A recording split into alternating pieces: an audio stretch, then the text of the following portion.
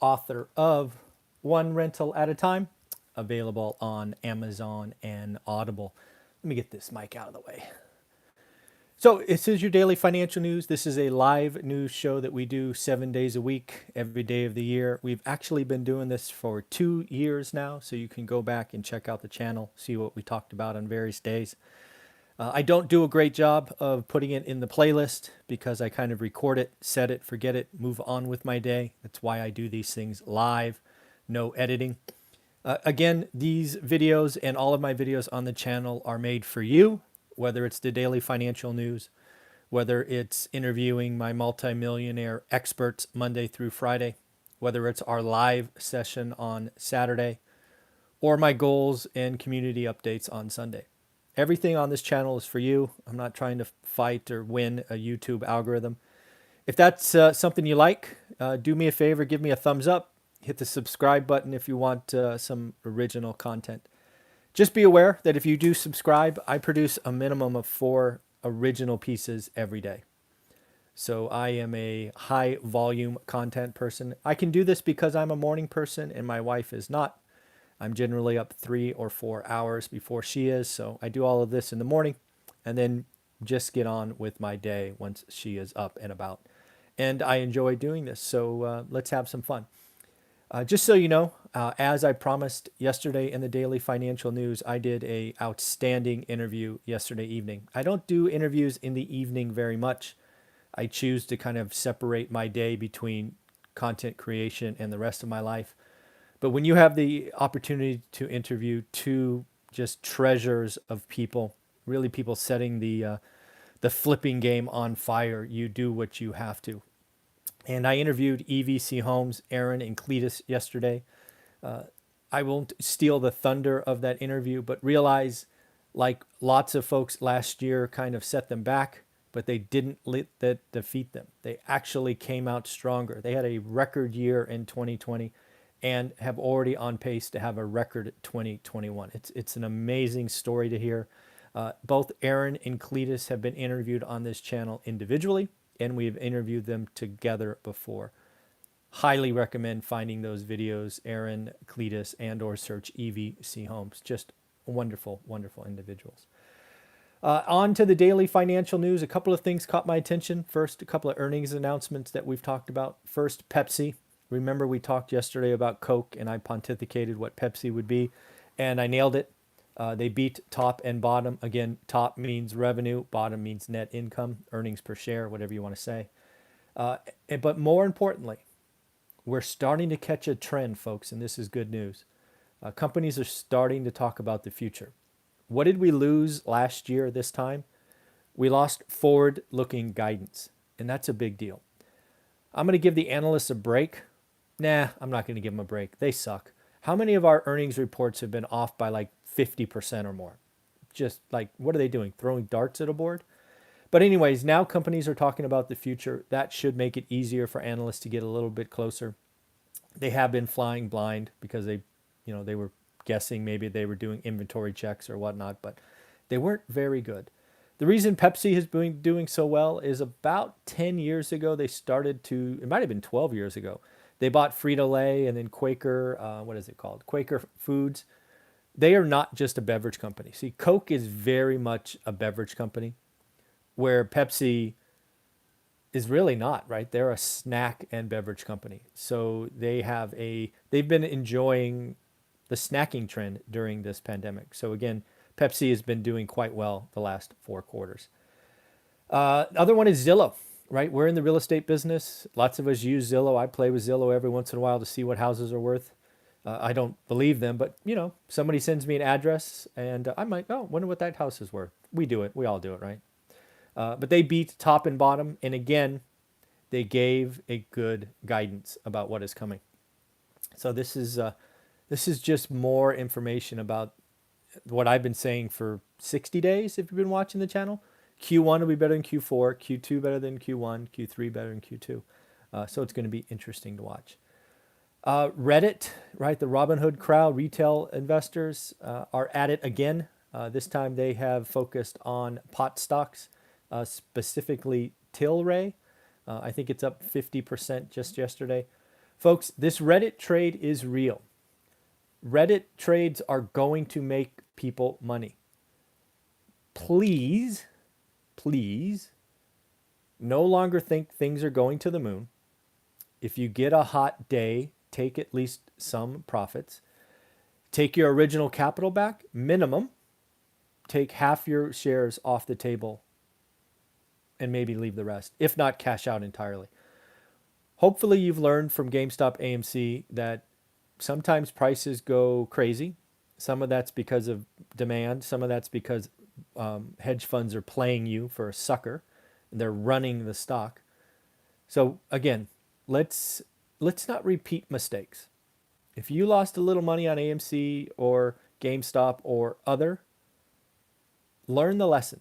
If you get involved with, what is it, Tilray or other cannabis stocks that seem to be run, don't be afraid to take your chips back, at least the portion you put in so you don't lose. Maybe take half, or if you want, just cash out. I do think the Reddit trade is going to be with us for a while. Looks like there's finally a number on this global chip shortage. We talked about General Motors just yesterday, $2 billion impact. There's an estimate that the total impact of chips shortage is going to be $60 billion. Heavily slated towards auto manufacturers, but impacting video game manufacturers and other. Why don't we start to build some manufacturing, perhaps, or fabs in the U.S.? Wouldn't that be a good idea? Wouldn't that be great if maybe that's a part of the $4 trillion infrastructure bill that I think is coming right behind the 1.9? I did do some digging to figure out what happened. Essentially, what happened during last March is obviously we were shutting down non-essential businesses, which at the time included wafer factories.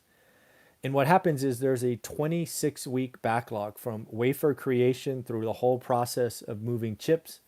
So that air pocket that was caused 9 months ago and caused intermittently, it's catching the end manufacturers right now. The one manufacturer that seems to be in the best place, at least from auto manufacturers, is Toyota. They saw this coming and actually have built a 4-month supply of chips so they can keep their lines running. Good for them. Smart. A couple of things are happening around Bitcoin. I think Bitcoin's going mainstream. I made a video specifically on how Elon Musk changed it. Well, it looks like Bank of New York Mellon is the first global bank that will now provide custody services. I honestly don't know what the hell custody services are, but Bank of New York Mellon was very proud of the fact that they're the first global bank to get into the crypto space. They're going to use the ability to use Bitcoin across their infrastructure and services. To me, again, I freely admit I don't even know what the hell custody services are. To me, this is Bank of New York Mellon setting up more services to generate money. Right now, banks don't have a great way of making fees on crypto. Right? It's outside their scope. So what I think they see with Tesla's move and Elon Musk being the Pied Piper is they better get on board. Otherwise, they're going to get run over and be very irrelevant in years to come. Think New York taxis and Uber, if you will. The New York taxi medallion used to go for millions. Not anymore. And again, I don't know what a custody service is. I'm sure I could research it, but I don't care. What I do care about is banks are now realizing that Bitcoin is here, and they are going to find ways to make fees off of that. In addition, MasterCard came out and said they are open to transacting certain crypto on their network.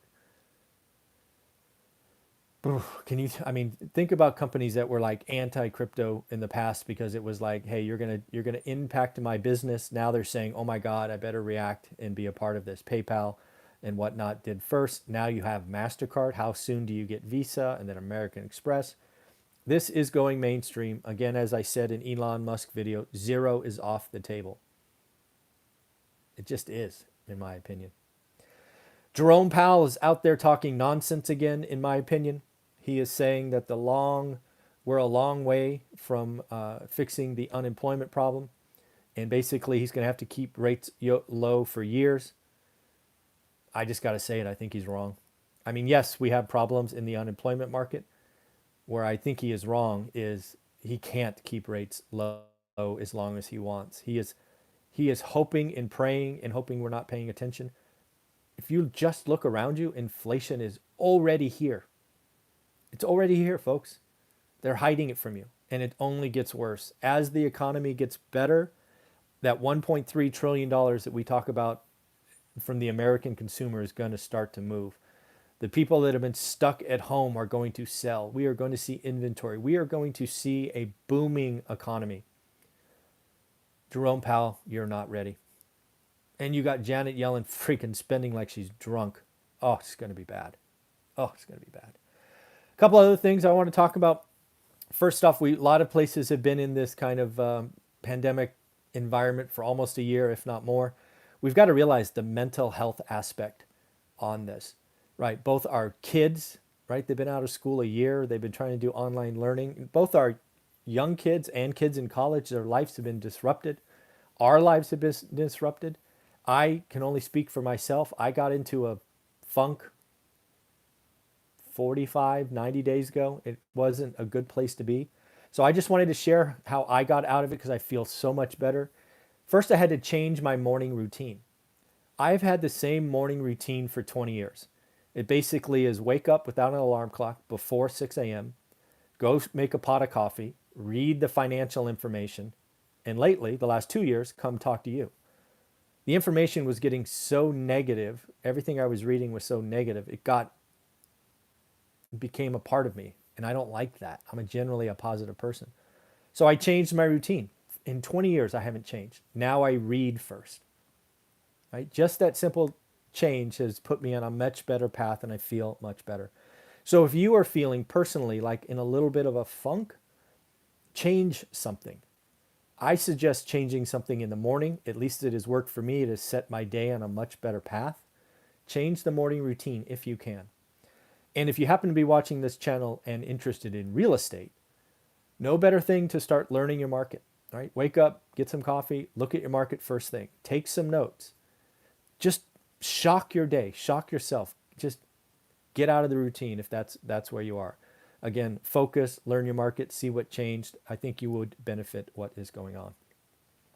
Another thing that I think we need to talk about is over the last year, have you saved more money? A lot of us aren't doing our normal expenses. We didn't take our summer vacation, or if we did, it was low key. We didn't shop as much. We didn't buy new clothes because you don't need to buy.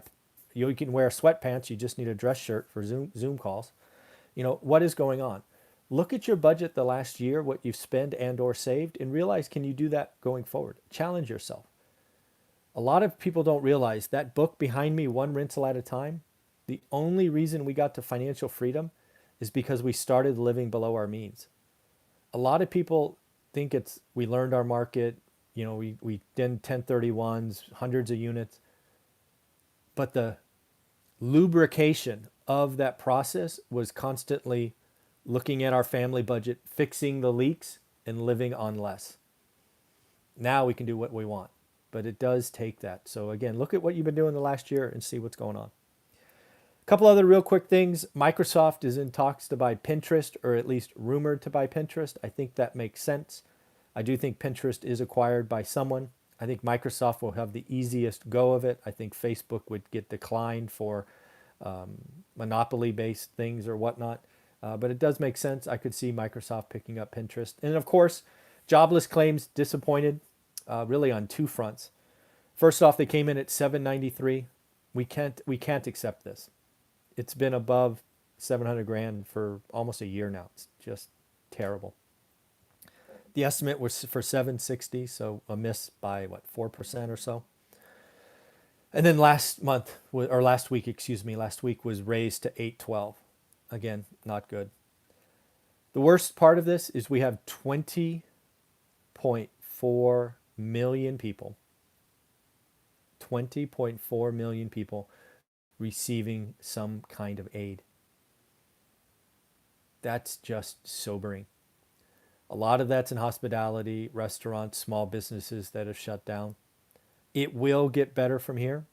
It probably doesn't feel like it if you're one of those 20 million. The $1.9 trillion stimulus is going to get done, even if the Democrats do it by themselves. It's going to happen. We're going to have an infrastructure play around that, which I hope includes job training and things of that nature. It gets better. I know it doesn't feel like it for some, but we are going to get better. The roaring 20s are ahead of us. So that's what I got for you today. Lots of things going on. So I got the 7:30 a.m. interview with Jonathan Twomley, our expert for Thursdays. I got him laying on it, I think 8:30, and then I had to move Mortgage Matt to today, one of our experts as well. Then again, I think I'm speaking at a real estate event on the East Coast. I'm doing a Zoom call with a REI meetup on the East Coast this afternoon. So busy day, looking to help some people. Remember, today's a great day to make some money, and let's just be a little bit better than yesterday. Have fun.